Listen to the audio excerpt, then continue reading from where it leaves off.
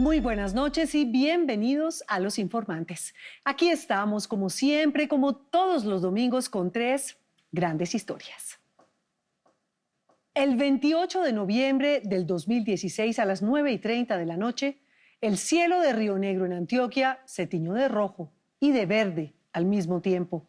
El avión de la Mía, que estaba a metros de la pista de aterrizaje con la selección chapecoense de fútbol que venía a Colombia a jugar la final de la Copa Suramericana, se quedó sin gasolina y Brasil se quedó sin equipo.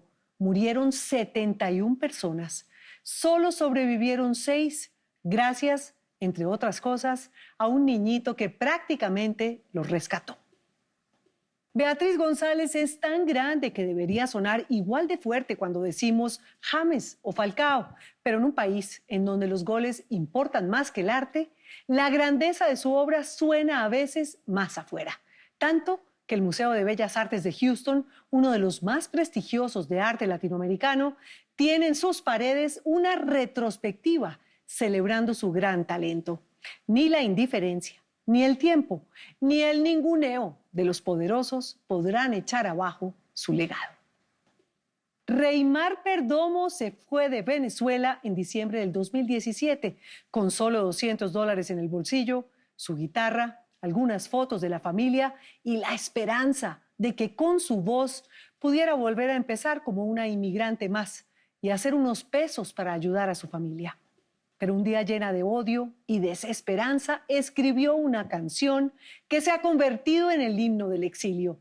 Y de paso, le echó la madre a Maduro, pero se lo dijo cantando.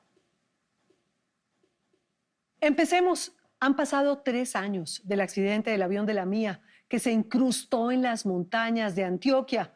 Y el equipo de fútbol renació y sigue marcando goles. La vida de Johan Ramírez, el niño paisa de solo 15 años que se convirtió en el salvador de los que quedaron vivos, también tuvo un antes y un después de la tragedia. Sin quererlo y movido solo por su corazón grande, terminó siendo el héroe de la jornada. La nena Arrázola recorrió con él el patio de su casa, en donde cayó el avión, y es imposible no sentir gratitud, orgullo y mucha emoción. Que se sintió el temblor, el estruendo. Entonces ya mi papá y yo nos levantamos. Cuando antes de mi papá levantarnos, dijo, Johan, se cayó un avión. Y yo le dije, papi, con eso no se juega. Cuando nosotros salimos, y allá en el monte empezaron a gritar. Allí encontramos uno, allí encontramos otro, ayúdenos acá. Johan Alexis Ramírez tenía 15 años cuando el avión donde viajaba el equipo de chapecoense se estrelló contra el cerro el 28 de noviembre del 2016, a las 9:30 de la noche. Él y su padre Miguel vivían en un cambuche hecho con maderas viejas y cubierto de plástico. Ese día habían trabajado más de la cuenta porque tenían que mandar una carga de tomate de árbol y de flores. Estaban rendidos y Johan se tiró en la hamaca y de pronto un ruido que venía del cielo los levantó. Que la hamaca empezó a moverse para los lados. ¿Pero sentiste algún ruido o solamente temblor? Nosotros sentíamos como suena un carro sin gasolina. Y ya al ratico dejó de sonar. El avión La Mía 2933, que había salido de Santa Cruz en Bolivia y debía aterrizar en Río Negro, en Antioquia, traía al equipo. Murieron 71 personas y sobrevivieron 6. Y fue la falta de combustible la causa de esta fatalidad. Solicitamos prioridad para la aproximación. Directa se nos ha presentado un problema de combustible. Johan y su padre subieron a toda velocidad el cerro que conocían de memoria y podían andarlo con los ojos cerrados de día o de noche. Y allí estaba el avión, o bueno, lo que quedaba del avión. Y fue cuando empezaron a identificar a algunas personas que habían quedado con vida. Y ni la policía, ni los bomberos, ni los socorristas sabían cómo sacar las camillas con los sobrevivientes.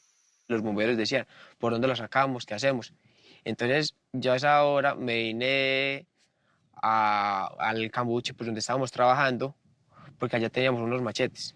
Entonces teníamos que llevarlos para cortar el alambre. Y así empezó la travesía. Johan iba delante del grupo de rescate y machete en mano. Iba arrancando maleza y monte y todo lo que se encontrara. Los heridos iban acomodados en camillas y había que caminar por un terreno pantanoso. Luego de algunos minutos, Johan les indicaba la carretera y allí iban llegando las ambulancias. Sacó a todos los que aún respiraban, pero no todos lograron llegar con vida. Uno de los heridos murió en el camino. En realidad ese fue el momento que más me impactó. La situación fue que lo desamarraron y lo pusieron a un lado. Como usted ya no importa, pues en pocas palabras. La jornada duró horas y tanto Johan como su padre, antes de que amaneciera, se devolvieron al cambuche porque les dijeron que ya no los necesitaban. Entonces ya la policía tomó la decisión de sacar a todos los civiles y solamente dejar al grupo de rescate. Y entonces mi papá tuvo un pleito con un policía porque él estaba esperando que llegara otro sobreviviente. Cuando el policía le dijo que se fuera, un bombero se metió a defenderlo. Que por qué, sabiendo que él estaba colaborando con el hijo, que no, que él nos indicó el camino. Y el policía dijo que no, pues, que cómo lo iba a desobedecer, que usted quién era. Entonces mi papá, por evitar problemas, más bien se retiró. Y yo dije, no, ese es mi hijo. Ese es mi hijo. Jamás por la cabeza de ellos pasó que este accidente, que esta tragedia que aún nadie olvida, les iba a cambiar la vida para siempre. Y que Johan dejaría de ser Johan para llamarse el Ángel de Chapecoense, como todo el mundo lo reconoce. El niño ángel que guió al equipo de rescate para que los sobrevivientes lograran conservar su vida. Al otro día no me volví a sumar al cerro, sino que normal estaba trabajando. Entonces ahí fue donde se empezó a decir que el niño ángel, que un joven que había colaborado, y yo no sabía nada de eso. Pues eso lo decían por las noticias y entonces me acostaba temprano y normal. Pero nada fue normal.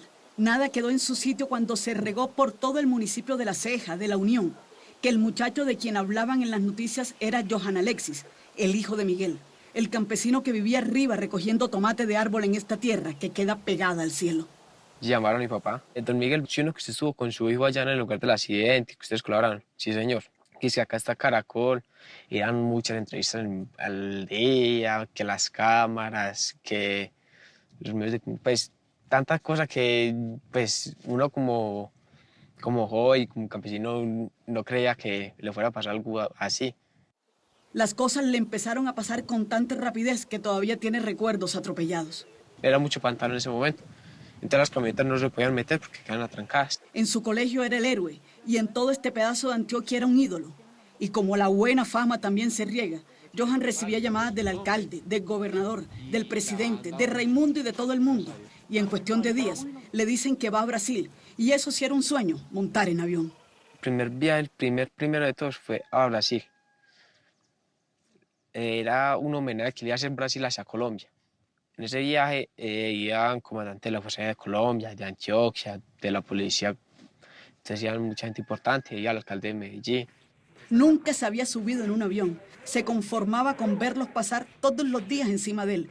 Es que cada 10 o 15 minutos pasan por aquí. Es obligado porque el BOR del aeropuerto de Río Negro está a unos metros de su cabeza. Y por eso el vuelo de la mía, que traía el equipo completo, más tripulantes y periodistas, tenía que sobrevolar por acá. Cuando llego al aeropuerto, veo el avión pequeño. No esos aviones grandes que uno ve, que uno lo ve cuando para por acá, sino un avión pequeño. Y yo dije, ay, ¿qué será eso? Cuando era amueblado, pues muy pequeño, era como... En sí, después de eso me dijeron que era un jet privado de la primera dama de Brasil. Y yo, ¿qué? Y yo, pues la primera vez que montaba en avión y una cosa es... Esa fama le iba estorbando un poco y a veces no se amañaba. Pero cuando aterrizó en Brasil supo que todo había valido la pena. Cuando vio los rostros de las personas que él ayudó a salvar y que siguieron viviendo. Haber ayudado a las personas es un regalo que se me va a marcar para toda la vida. Cuando llegué, aterricé en Brasilia, la capital, y ya el recibimiento de todas las personas, las periodistas encima, porque las palabras no las entendía, la verdad. Pero el abrazo de las personas era tan puro y tan real que uno sentía todo, pues, que con un abrazo le decían todo. Se ponían a llorar. Y la verdad, yo nunca me había desahogado. Yo nunca había llorado que por el accidente, nada. Cuando ese día, después del homenaje y todo, y el agradecimiento de las personas, me desahogué en allá, pues, porque fue un agradecimiento tan puro, tan real de la gente que se sentía bonito. Ese día Johan, el ángel de Chapecoense, el peladito paisa, supo por primera vez la dimensión de eso que había hecho cuando sintió el estruendo y con un machete abriendo camino, logró que 5 seres humanos magullados y rotos en pedazos tuvieran una segunda oportunidad. En Chapecó estuve con los sobrevivientes, pues con los familiares, estuve con Nieto, estuve en la cancha del Chapecó, en la sede de Chapecó, donde conocí a todas las personas, un agradecimiento. Nacido en este cerro, Johan vive con sus padres, que son un par de campesinos dedicados solos a sembrar y a recoger. Hola, Pablo, Yeca.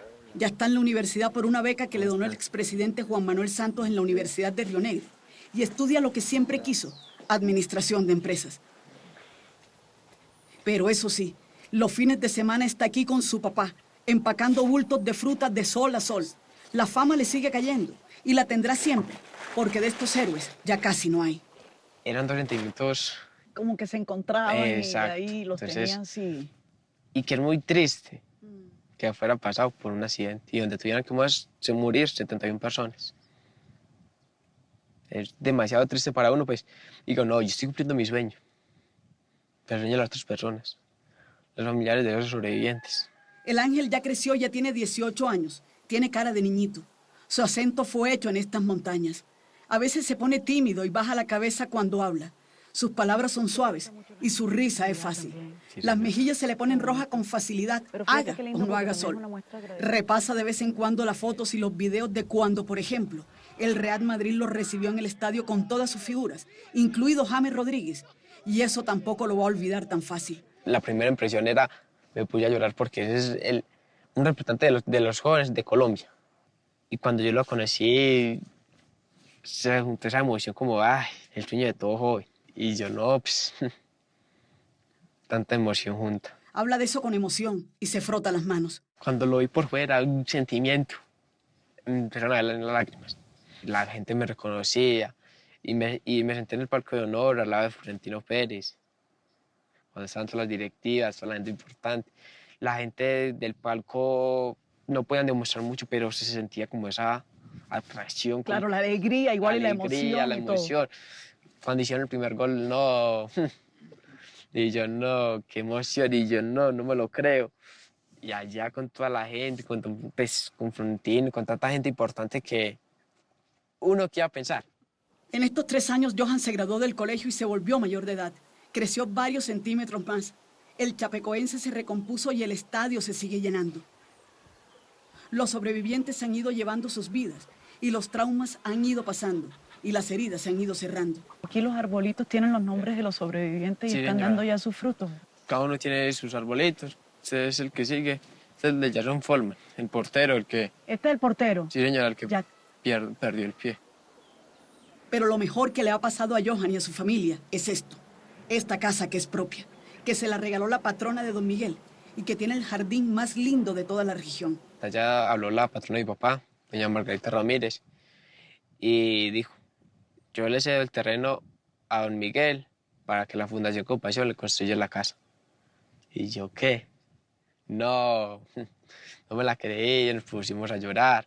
Hay matas, flores, frutas, perros, conejos y vacas. Y mire ahora en el palacio en que estamos. Gracias a Dios. Luego del accidente, de esta tragedia espantosa, hasta la geografía cambió por acá. No solo la vida de esta familia, sino que lo que antes se llamaba ya no se llama. El cerro se llama ahora Chapecó y antes era Cerro Gordo. Hasta la decoración de las casitas que uno va pasando en el camino tienen nueva fachada. Allá al fondo se alcanza a ver una parte del ala del avión. Y aunque hablen de todo en la casa, del colegio y de la universidad, el tema vuelve a lo mismo, chapecoense. Y este ángel, este muchacho paisa que apunta de tumbar monte para buscar un camino, para ayudar a vidas agonizantes, quiere terminar su carrera que apenas empieza. Va en primer semestre, pero la lección de su vida ya la aprendió. Con mi estudio voy a poder sacar a mi familia adelante. Echarle una mano a quien lo necesite sin importar quién es ni cómo se llame. Y la verdad es que se graduó con honores.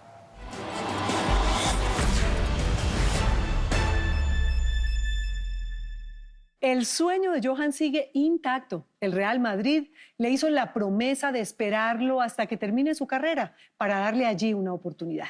Ojalá la oferta siga en firme. Hola, los invito a que se suscriban a nuestro canal de YouTube aquí.